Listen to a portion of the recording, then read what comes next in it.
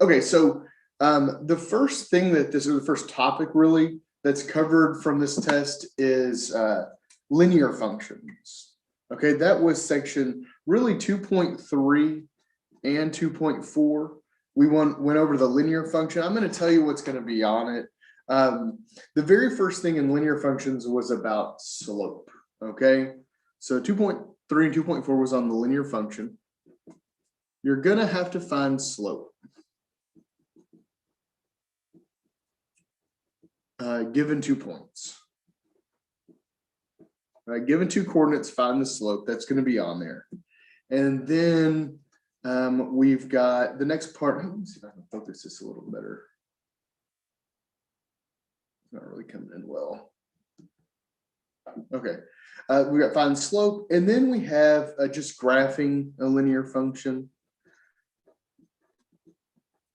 Now it's multiple choice, guys, so it's going to be, choosing which one's correct, but graphing a linear function. So I'm going to give you, f of x equals, and it'll be in that y equals mx plus b format, right? F of x equals, 2x plus 3. And then which one of those graphs matches that? And then really the last thing in the section, which is kind of 2 ways to ask the question, but it's finding a linear function. I'm going to give you 2 different scenarios here. Ooh, that's function. Finding linear function. The first scenario is if I give you a point that it goes through and its slope. And the second scenario is if we have 2 points. Okay, if we have 2 points. So if you go back and watch that lecture, we covered all of this. Okay, but the first is finding the slope of given 2 points, graphing a linear function, and then finding linear functions with point slope. Oh, you know what else is in this one? Average rate of change. It was in 2.4. Average rate of change. That question is going to pop up as well. This section will probably have the most individual questions, but I wouldn't say it was the hardest of the questions. So you might have there's 20 questions overall.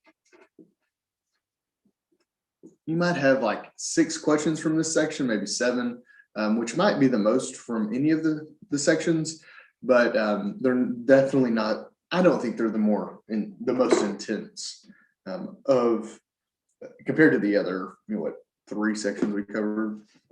Okay, so 2.5 was on transformations.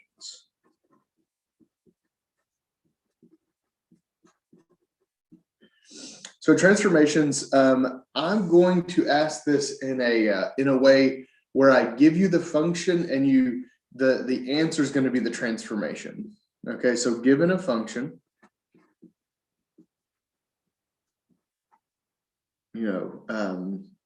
find transformation.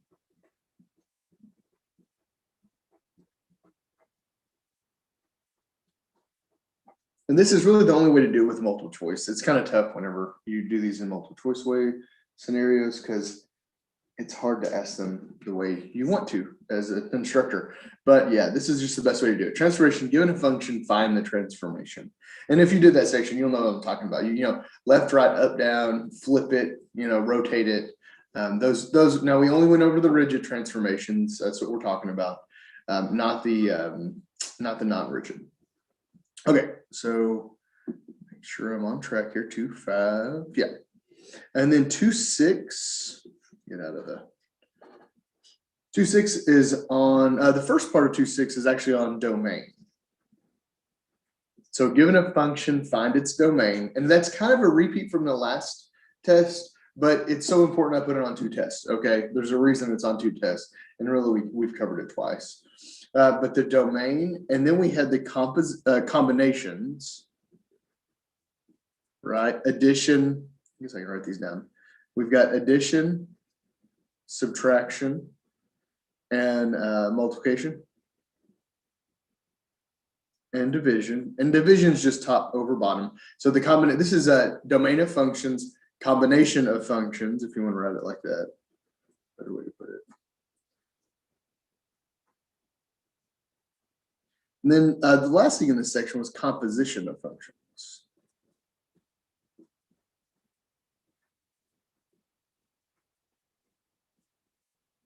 So this is when, we're given two functions and we have to find their composition, okay? So that's really the three topics covered. The domain, where I give you a function, I just ask you the domain, and you have to put the answer in interval notation. And then the combination of functions where we add, subtract, multiply, or divide them. And then lastly, we've got the composition where, we put one into the other. Remember, it's always the second function into the first function, right? Second function into the first function. And the last thing that was covered that was on really Tuesday's lecture was inverses. So inverses. Now, with inverses, I wrote down exactly what was going to be in. Yeah, I asked this a few different ways. I'm running out of space here. So the first way, I'll call it A. Given, I think I give you three functions, and I want you to find which two are inverses. Okay.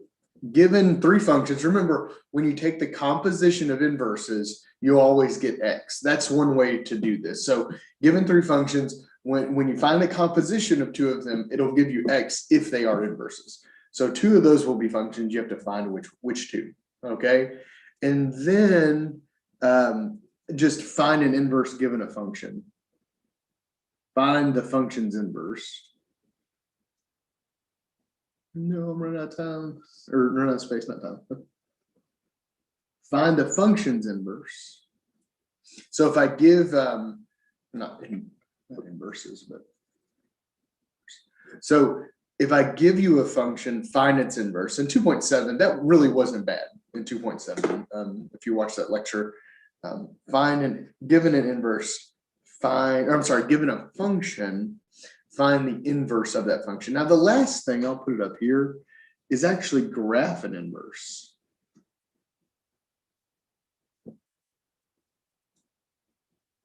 Graph an inverse. So this is all the inverse section. Sorry, it's so disorganized. But in the inverse section, given three functions, find which one are inverses, which two, I should say, are inverses. And then find the function inverse, and then graph an inverse. Given the function, graph it. Okay, these are all the topics on this test, okay? And I know this, this isn't necessarily an in-depth review for now, but this is not a super in-depth review, but I wanted to kind of hem up all the topics. So that way, if you're studying for this, you've got all the information. And let's go over that actually. Let's go over the test just for a minute before I just open it up for questions. So 20 questions. I give you more time on this one because I know we just haven't had much time together. So I give you 100 minutes for this one. So you can set aside a little more time to take it.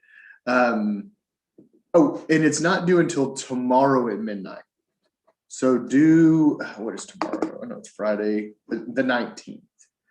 It's due the 19th at midnight. So you've got, and the reason I did that is because I know some of us are at home with kids right now, and we're having to deal with all the logistical issues of that, and having to try to study for this is really hard. And if you come into an issue because of that, please email me. I'm going to be very lenient with that as long as you get a hold of me beforehand. Okay. If you can get a hold of me beforehand, I don't mind giving you a little more time. I'll tell you, sometimes more time doesn't help if you're thinking, oh, I'm just going to email them to ask more time. It doesn't always help. Sometimes it's better just to study for it and get it done. Okay. So yeah, it's 100 minutes.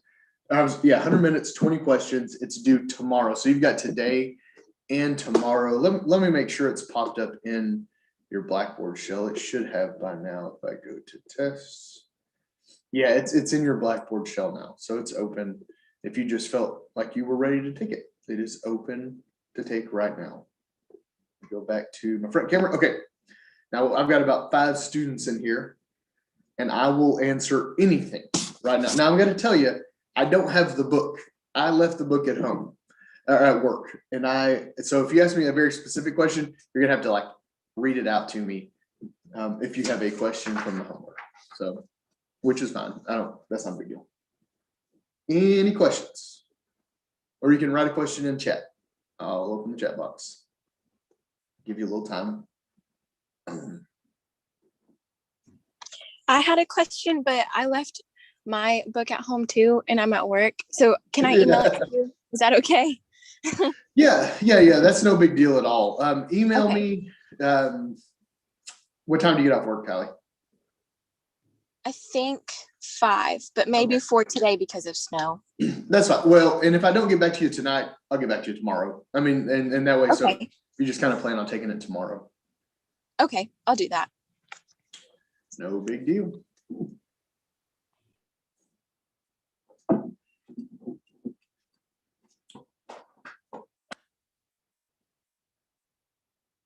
Okay.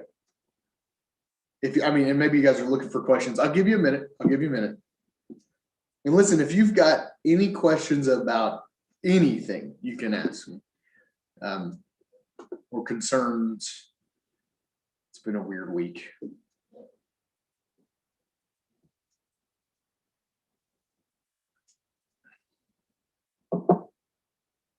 If you want to see my dog again, I'll bring her back on. What kind of dog is she? She's a Westie. She's really my wife's dog. When we got married, I married the dog in a way. But, she's not listening. She's 12 and she hates me unless I have food typically. But Zoe, come here. No, she knows I don't have food. She's not going to come towards me. I have a question. Yeah, I'm listening.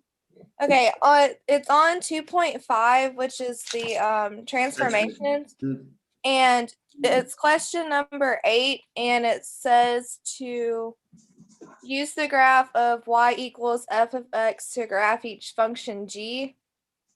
And so on A, it says g of x equals negative x and then x in parentheses. Okay, is there an original function? On the graph, it just says y equals x. Oh, so it gives you a graph of a function. Yeah. Okay, hold on. Sorry, I should have said that. No, that's fine. You might have, and I just kind of overheard you, or didn't hear that part. Let me go to this. So, if you're looking at that question, does the graph look like this? No, it's just straight across on the points are 0, 2, 2, 2, and then negative 2, 2. Oh, okay. I got you now. I know which questions you're talking about. So this is a really good question, Kaylee, to kind of really grasp transformations.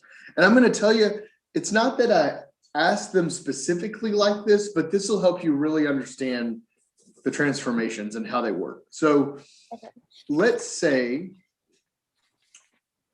so we've got this function 0, 2. So we've got a point here, right? Yeah. And then we've got a point here. And then we got a point here. That's what it looks like? Yes. Great. Okay, and then it asked for, was the first one x? You said negative x?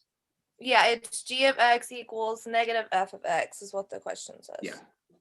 Okay, now remember, this is part A. G of x, if we want to find g of x, and we know if this is f of x, which I think is what you said it was f of x.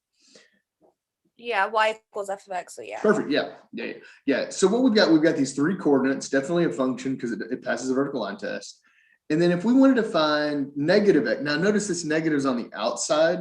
So what that does, it means it negates all the y values, right? Remember, f of x is just a fancy way to say y. And this was a reflection, right? And with reflections, you could either reflect around the y-axis or you could reflect around the x-axis, okay? So because this negative is outside of the y value, it makes all the y's negative. And what that means is if it's okay, let's just graph it. Hold on, let me see if I've got another color. Hold on. I think I've got a blue here.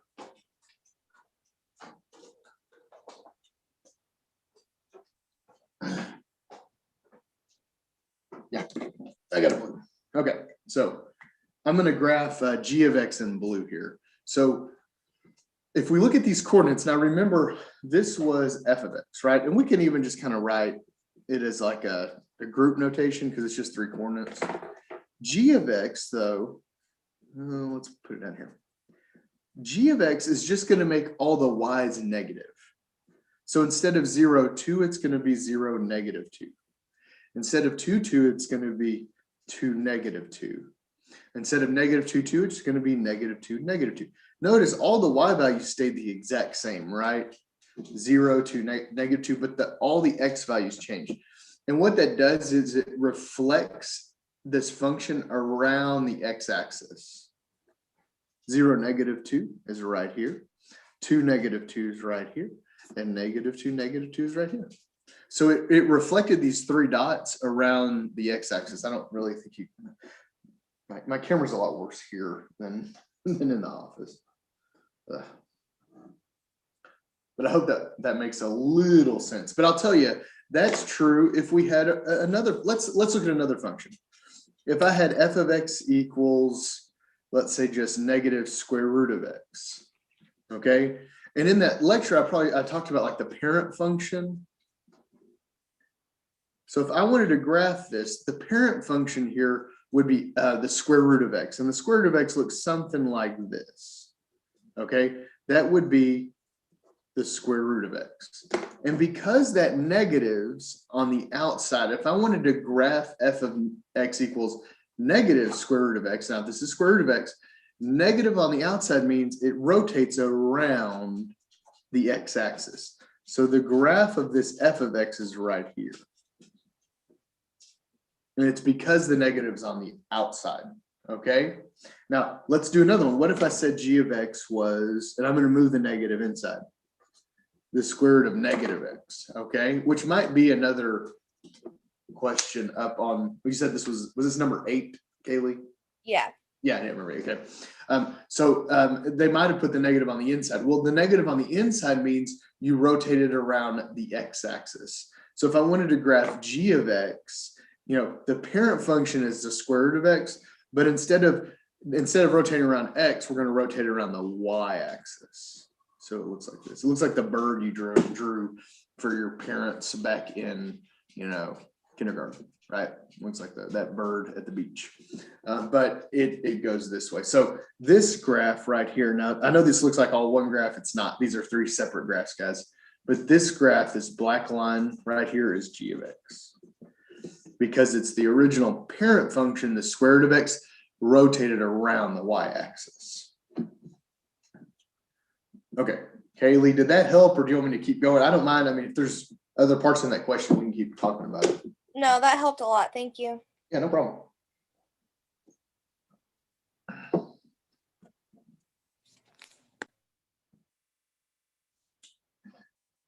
Yeah, and I'll say, I mean, since Kaylee brought this question up, I'll say the transformation section is typically the, I